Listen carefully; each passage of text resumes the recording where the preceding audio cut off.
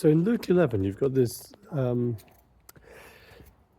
fascinating and disturbing and potentially confusing event where Jesus casts out a demon and then is accused by his opponents of using the power of Beelzebub to cast out demons.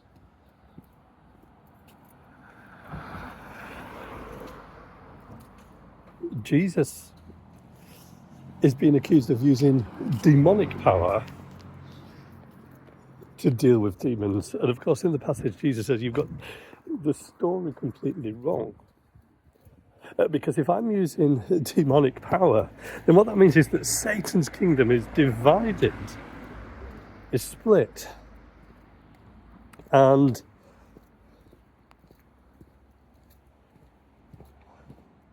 there's a civil war going on in the kingdom of Satan. And if that kingdom is divided, then that kingdom is going to fall. So Jesus says, no, I am not using Satan's power. Something else has happened. Satan is like the strong man that rules this world. But I'm the one who is stronger and greater and good. And I've shown up. And just like somebody who is about to attack and destroy the power of an enemy ruler will come against the strongholds and destroy them. Think about how systematically modern military will first of all send in its air power. It will launch missile attacks to take out the air defences, to take out strategic points, to take out communication points before it then sends in its ground troops to finish the job. But well, Jesus is kind of saying that's what's going on.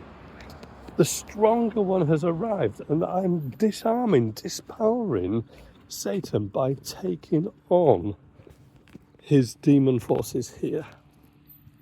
Now, if you've grown up in Christian circles and been to church, you're probably aware of the concept of both Satan and demons. But if you haven't, then this may all sound a bit weird. But also, even if you have grown up in Christian circles, perhaps there are questions about the whole demon thing. Should we be expecting to see people that are demon-possessed today? Or is that something that just happened in the past? In fact, some of us may have been persuaded that what we see with demons in the Bible is that the writers at the time, the people at the time, were observing people that are ill with particular diseases. So there seems to be some epilepsy, some muteness, some deafness, some things that seem to be very similar to modern mental health afflictions, including schizophrenia, and bipolar disorder, and those kinds of things.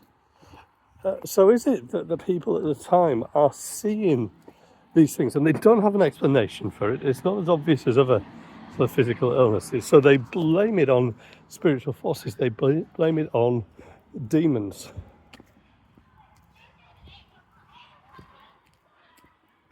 So what I wanted to do was just to use a video,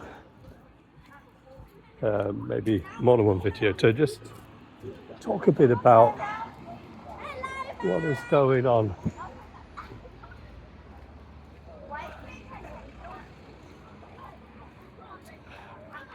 And what that involves.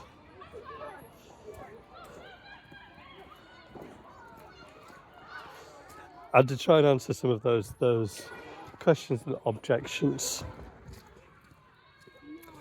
And we want to do this not just out of some sort of theological theory, but we want to think about how we best help people today in their normal lives, people that are afflicted and affected and suffer in particular ways. We want to make sure we know how to look after them and care for them. So here are some key things.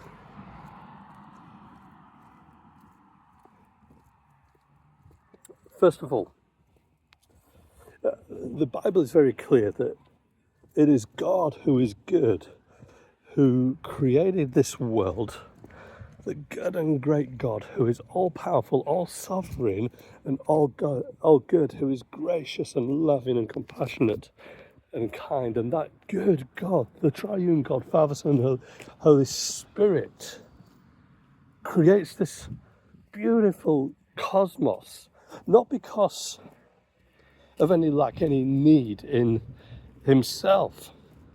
The one God who is three persons has been eternally loved. The Father loving the Son loving the Father and Son loving the Spirit, and so on. So it's not that they make this world because they need somebody to love, that they're dependent on us in any way. And that stands in contrast to all other belief systems, that there isn't any need, any lack in God.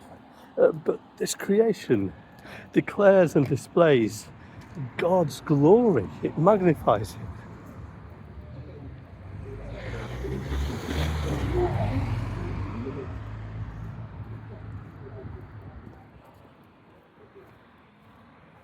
And then the Bible talks in Genesis 3 about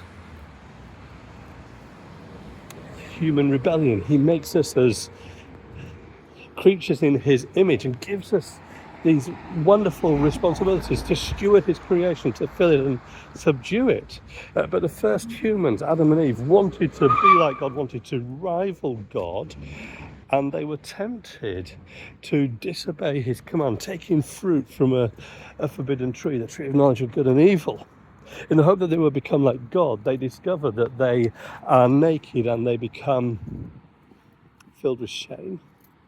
And God finds them hiding in the garden.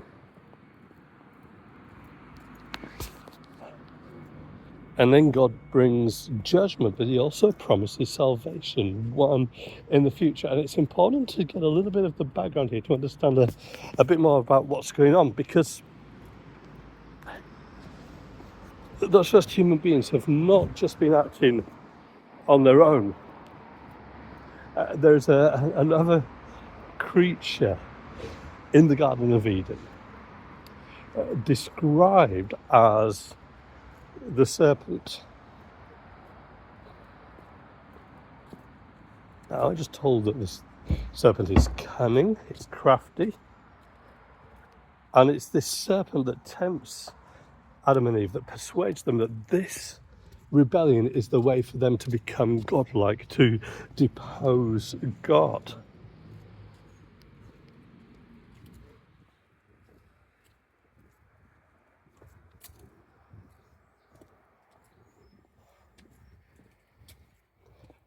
And in Genesis 3, when God judges, he judges man and woman, but he also judges the serpent, says you're going to crawl on your belly in the dust.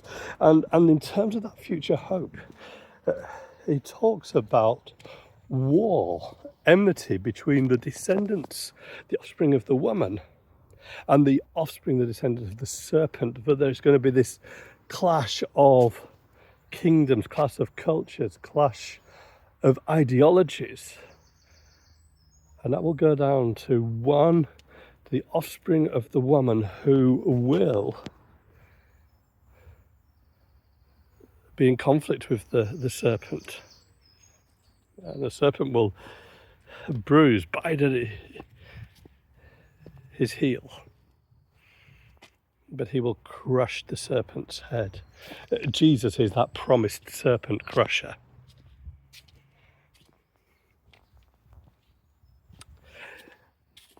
And that is,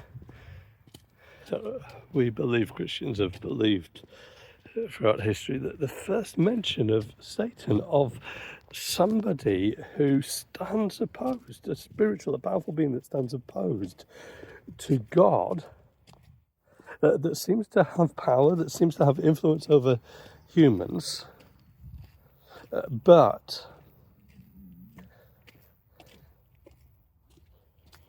does not have God's ultimate, inexhaustible power, his eternity, his omniscience, his knowledge of everything, his omnipotence, his power, that infinite power, his rule and authority over time and space. The one that the serpent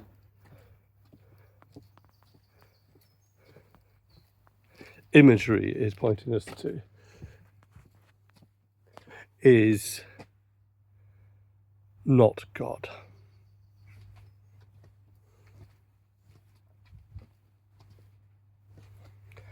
Well, actually, in terms of Satan, he doesn't get that much of a look in the Old Testament, in the Hebrew scriptures up until Jesus. There are some other references, other allusions. So the book of Job describes Satan as one who is involved in the counsel of God, but comes from that word Satan actually means the accuser. It comes to accuse. And the imagery there seems to be of one who comes as as kind of counsel for the prosecution. And he shows up at the council of heaven, and he says to God, do you know what? I've been having a look around your creation, and there's this guy called Job, who I think I can have him, I can take him.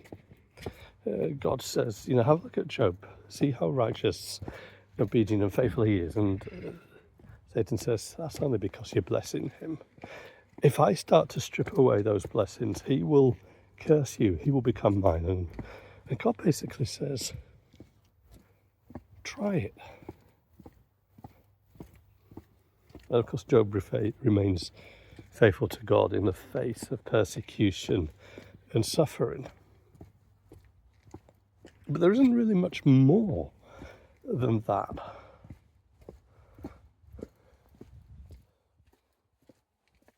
There are other references and allusions.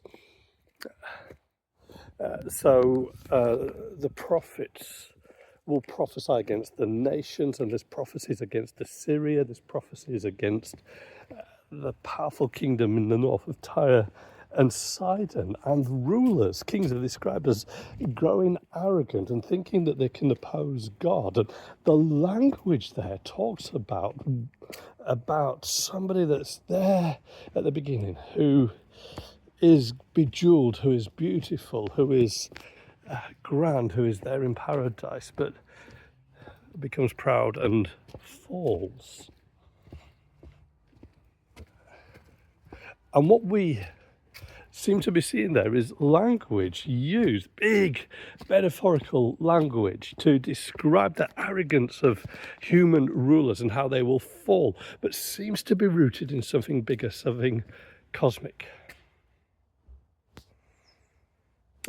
The other little allusion that there is throughout history is that we frequently see how the image of the serpent becomes associated with some of the deities of ancient powers. Think of ancient Egypt particularly, that there seems to be something there to say that those powers are associating themselves with a creature, a beast who opposes God. Then you get into the New Testament, some big picture stuff. Book of Revelation, right at the end, paints a picture of a dragon, a serpent-like creature that constantly seeks to oppose and defy God and his people, but is ultimately defeated.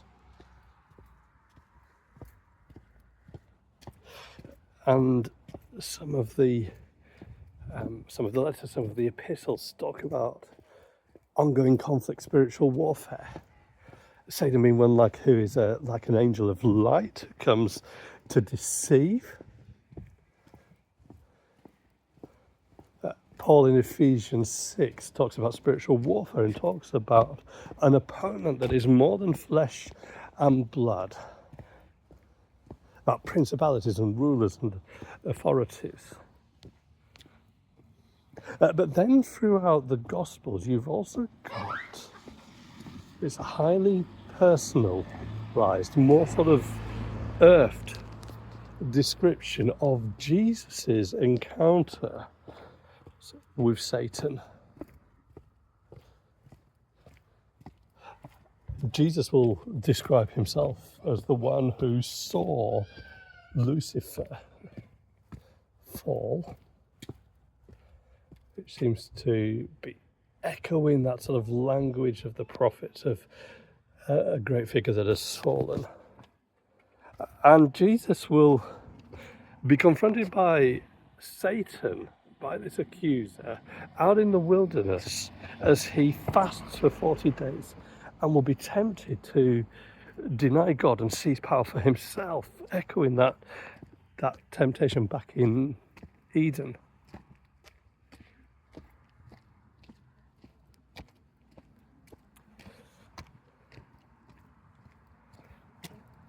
So that's the big story of Satan, but also we see lots of people, as I said, that have been possessed by demons. We'll talk a bit more about what they seem to be a bit later. That robs them of life and dignity, and Jesus casts out those demons. One particularly notable example is a man who is so demonized, so filled with demons, that his nickname is Legion. And Jesus casts out those demons, and they enter into a herd of pigs that rush down into a ravine and are swept away by the waters.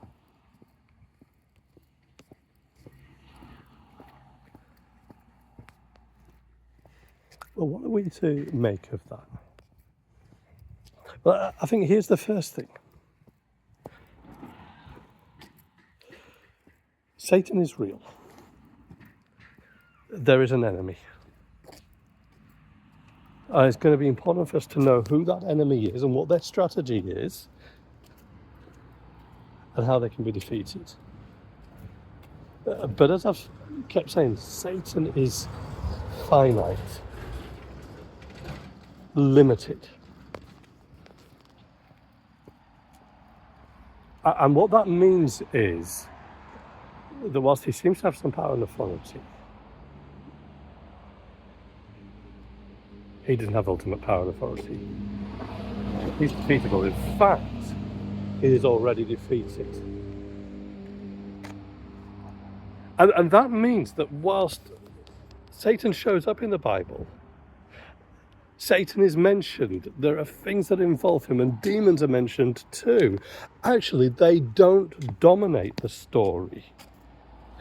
Whilst there is that clash that involves exorcisms, that's not the big picture throughout the Bible. It seems to be more concentrated around the life of Jesus. I think there are reasons for that. But the big story is not about God having a kind of equal rival that he's constantly in struggle with.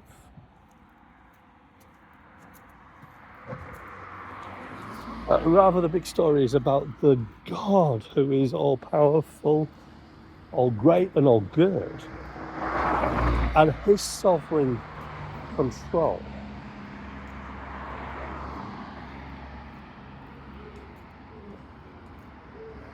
And so the second thing is this: whilst we are to be aware of this enemy, that's not where our focus is meant to be. Our focus is meant to be on God and how good and great He is and our trust in Him. And also, I think our focus is meant to be in terms of our own sinfulness. The evil that we do is meant to be on our own responsibility. For where we are tempted and give in to temptation and sin, the buck stops with me. The buck stops with you. And so that means that our focus is on our need for salvation, our need for the gospel, our need for Jesus, rather than looking for excuses and other beings and other things to blame. Now, that gives us a bit of a starter. I think as well that we're able to start to piece things together, and that's what theologians have done throughout history. They've started to piece things together through history. So here are some quick things that we seem to be able to piece together from the Bible. First, I come back to this: God is the one true, supreme, divine being who is personal, who is infinite, who is sovereign, who is eternal, who is good, who is love.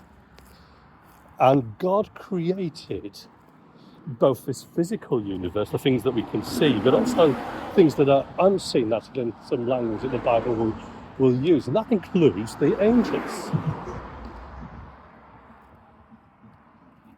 And what we then seem to be seeing is that amongst the angels, before human rebellion, now it might not have been that long before, actually, it can have been, because what we are talking about in terms of creation is that involves the creation of time. For these beings exist outside of time, so it's probably within creation itself. In fact, Augustine believes that when Genesis talks about the creation of the heavens and the earth, that means the creation both of this physical realm, but also of the spiritual realm of the angels as well.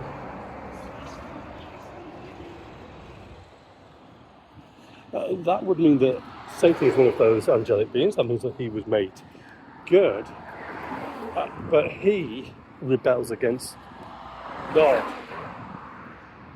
In fact, that rebellion is probably pinpointed on his attempt to tempt Adam. And perhaps there is the issue that this angelic being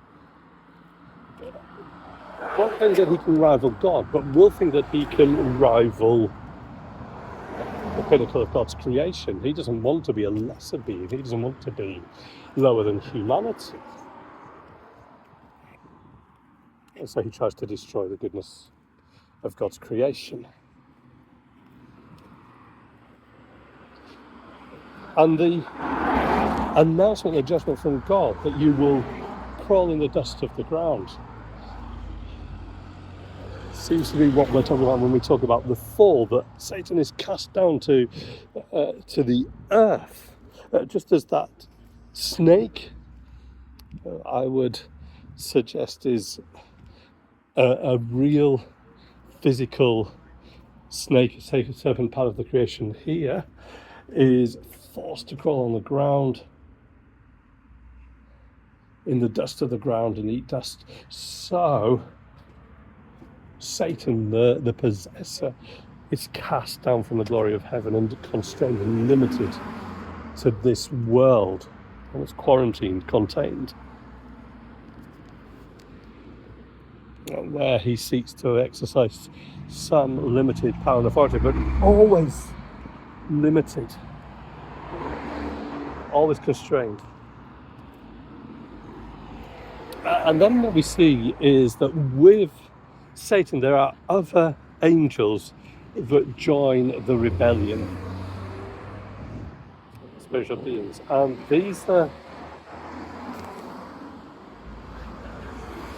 the ones that become known as demons or evil spirits. Again, limited, constrained, but having some kind of spiritual power as well. That includes the power to afflict humans, to possess humans.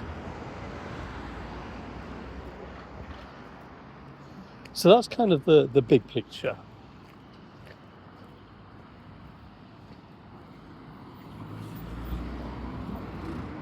And like I said, our focus needs to stay on God and who He is and His goodness. On our responsibility, I would also say that I would prioritize learning about angels over learning about demons, because I want to focus on the goodness, a continuing goodness.